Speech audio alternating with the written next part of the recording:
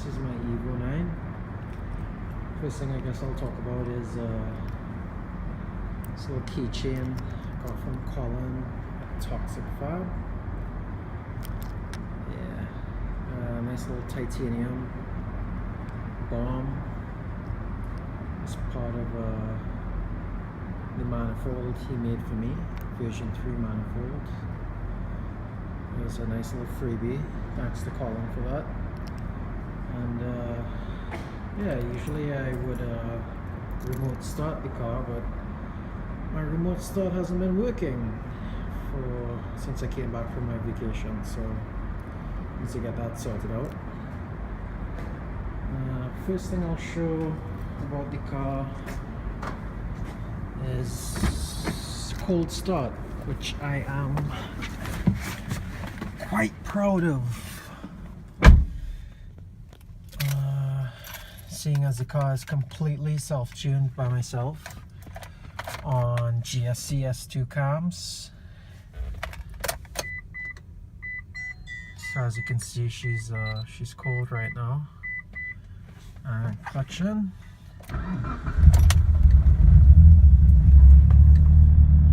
First try cold start.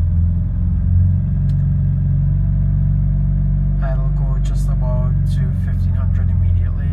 And it'll start dropping down, mellow at around 1200, 1250. Once she starts to warm up, she'll settle at about between 1000, 1050 or so. I like my wideband directly in front of the steering column or on the steering column because as a self-tuned vehicle, it's the most important thing to me is the EFR. I want to constantly monitor it.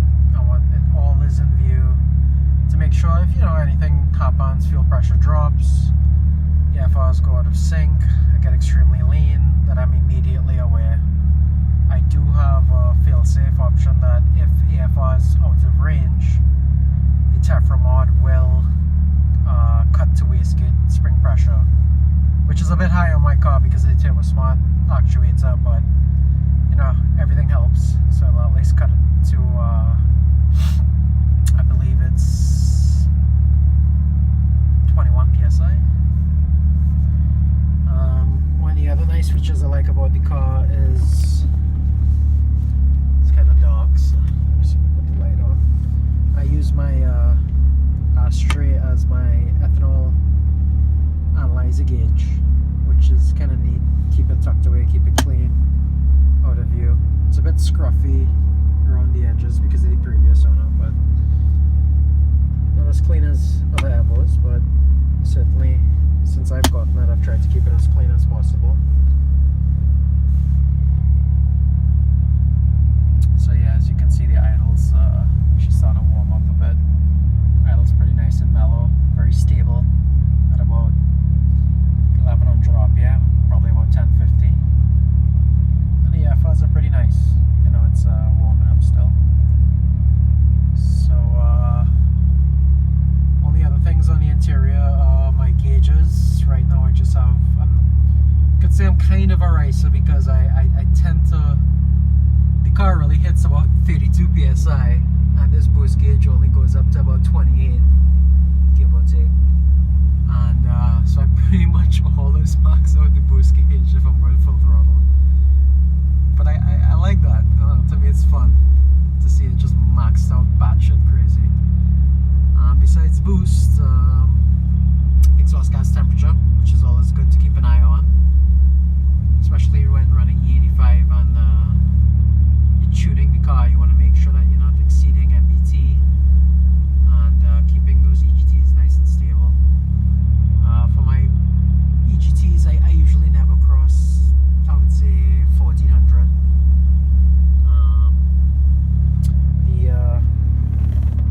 The control is velcroed right by the shift boot, so I can just pull that off and play back my peak if necessary. I've gotten pretty lazy, so I just keep my helmet in the back seat. Got all my back seats and everything.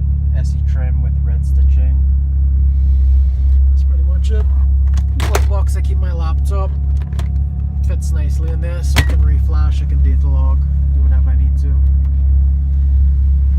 And that's pretty much it for the interior, really. Nothing else really going on here. So this is the exterior.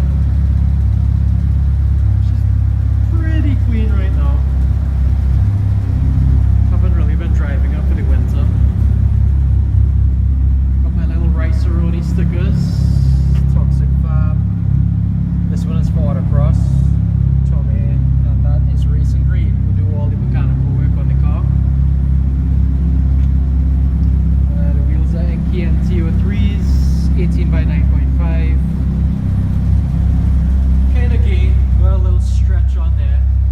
I didn't really plan that, but it turned out to be that way. They're 245, 35, 18s.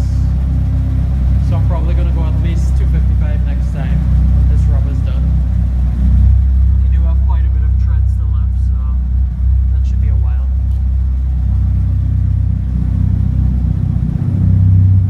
Now these Rex Speed carbon extensions were a gift from a friend last Christmas. My friend Leo, very kind of him.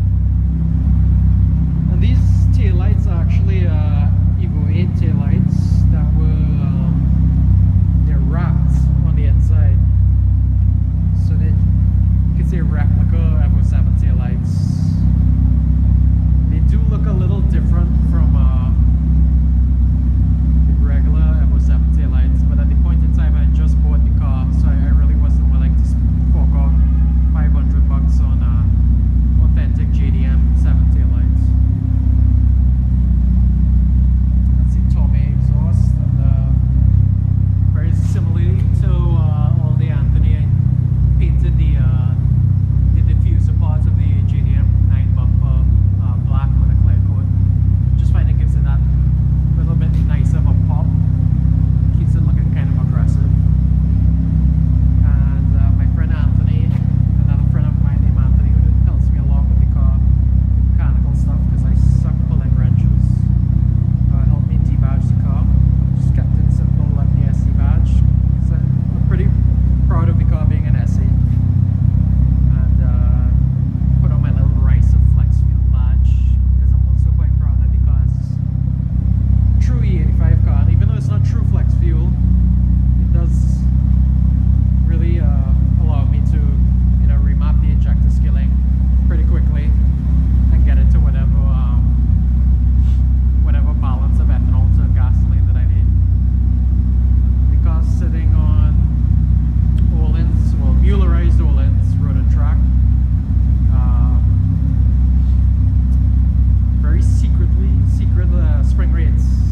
Whether you know this or not, John Mueller makes you sign a non-disclosure agreement when you buy coilovers from him. So top secret information there, but I can tell you this: the car rides amazingly well on the suspension with every penny. Back brakes are pretty stock. Got gyro disc pads on the back. And the front here, my very loving girlfriend, I've got gyro disc 2-piece rotors, which absolutely one of the best mods I've ever done. Because ever since I've gotten this car, I've always found the brakes have a very soft feel. Despite being Brembos, I was always disappointed with the pedal feel of this car, and I did everything you could possibly do. Stainless steel brake lines, upgraded the fluid, bigger, more aggressive pads, more aggressive rotors, and nothing really did it until I did the gyro disc and I rebled the brakes. Made all the difference in the wheel with the pedal feel. Much stiffer. I'd say the only other mod you could probably do to enhance it even more is get a brace for the master cylinder. So I'll shut it down and take a look at the engine bay. One more thing I forgot to add was that I do plan on getting a 3rd gauge because I do run pretty thick oil in the car. So I want to get an oil temp gauge just to make sure that the car's properly up to oil temperature. do start getting on it in the future. I usually wait at least 15 minutes before I get on the car, you know, with some proper driving, not stop and go. So, but it never hurts to have a proper gauge to see that your oil, you know, your oil is up to temperature before you go hard on it. Yeah. So here's the engine bay. I guess the first thing I'll talk about is the valve cover, which was powder coated by a friend of mine named Brent, who owns a lovely mint blue Evo 7, as we're lucky here in Canada to get right-hand drive vehicles. Basically tried to match the graphite gray similarly, but not all the way. I wanted something a little kind of a cross between gray and blue. Don't know if this camera will really pick it up, but depends on the lighting. The if anybody's familiar with the TE37 Ultras, which I believe only come up 19 inch and up, so you see a lot of GTR guys running them. I was basically inspired by that color. Yeah, it's one of my favorite mods, and even though I do like the red valve cover, I just find it just doesn't really mesh well with, if you're trying to go with a nice color scheme that's subtle, but you know, it still matches really nicely with whatever you have going on. I think the thing I'm most unhappy with about the engine bay is these radiator brackets. They were kind of an impulse buy. I originally wanted the STM black rad brackets, but at the time I couldn't justify spending $100 on rad brackets, so I tried these out and it's quite disappointed. So eventually I'll buy those STMs. Actually, what happened is I did buy them, and then it took about 2 months. I still didn't get them from STM, which is quite surprising because usually they're on top of that stuff. But I basically like asked for a refund and just said fuck it and just bought these. The APR radiator shroud. I don't really know how much that impacts things, but I'll tell you what, it really does look nice, as long as you keep it clean, which I don't. The Mishimoto radiator was only really purchased because the car was involved in an accident where the radiator did get damaged from the bottom, as well as this headlight and the front bumper, so I had to change that. So I figured why not just, it's basically a stock replacement. I actually just wanted to get a stock replacement, but I couldn't find it anywhere, so I just ended up getting the Mishimoto, which is essentially a stock replacement. Later down the road I purchased a Cosworth high pressure cap, but I had 1.3, but as far as I read, you shouldn't really be upgrading the radiator cap to build more pressure unless you're really tracking the car quite a bit. So I basically stuck with, I believe 1.1 is stock or stock like bar, but could be wrong. Anyway, parent intake, one of the first mods I ever did for the car, dyno tested. Doesn't fuck with the math. Filter is an excellent filter that can be easily cleaned. As you can see, I'm running the ETS short route titanium piping, and even though that is an ETS recirculated recirculation hose for the diverter valve, or the blower valve in this case, it does not work with the parent, so we had to end up cutting it, and the ghetto fix was the ghetto fix was, at the time, even though I'm not seeing it, so I should double check that, it was just a clamp or zip tie, if I remember, black zip tie, but that seems to be missing. So I'll have to look into that. It's a good thing I made this video. Yeah, toxic fab. I think it's cam sensor heat shield. There's toxic fab version 3 manifold. It does not have the billet collector, and it was powder coated by Colin, or sent out to Colin's recommended powder coater. Sorry, ceramic coating. That's the SparkTech non-CDI cup. Highly recommend that. if it's one thing when you start going up in power with these cars is ignition breakup. You can gap down the plugs, but that's really only a temporary solution. If you want a true fix, you need to get a coil plug and have the plugs gapped correctly and the proper heat range as well. Got the 3-piece torque solutions motor mounts. Got side, front and back. Got the dual radium catch cans for PCV and forgot the other one, what it's called. My mind's going to shit right now. Anyway, we also drilled a dash 10 and fittings onto the head. And the cool thing about these catch cans is that they have a remote drain underneath the car, so you can just open up the valve and empty them instead of having to detach them every single time. They're also pretty hidden as well, and mount nicely underneath the strut brace, so kind of keeps them out of the way. Got a Fuel Lab mini fuel pressure regulator in the back there, and I got my Z-Tronics flex fuel sensor. And that's pretty much it, as far as you can really see. Down there is the BBK full journal bearing turbo. Wouldn't really be able to tell unless you disconnected the intake and took a deep look inside. See the blue compressor.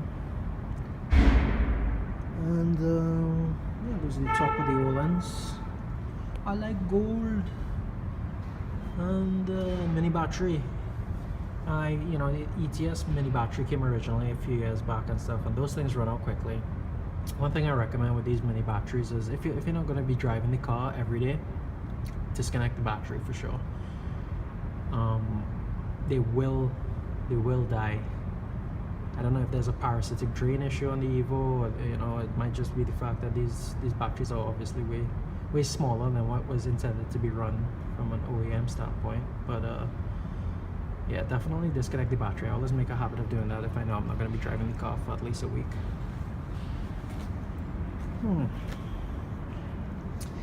Well, besides that, we got the ETS 4-inch intercooler snuggled in there.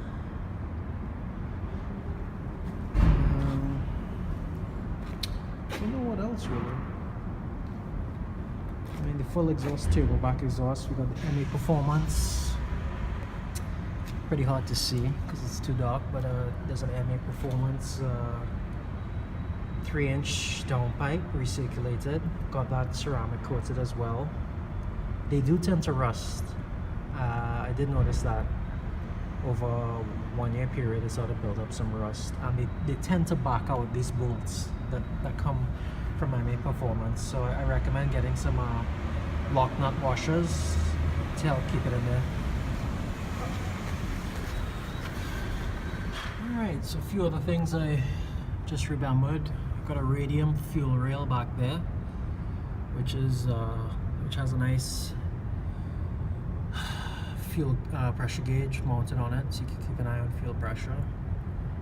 The FPR also has a gauge there, so you can see pressure. The FPR, you can see pressure on the rail.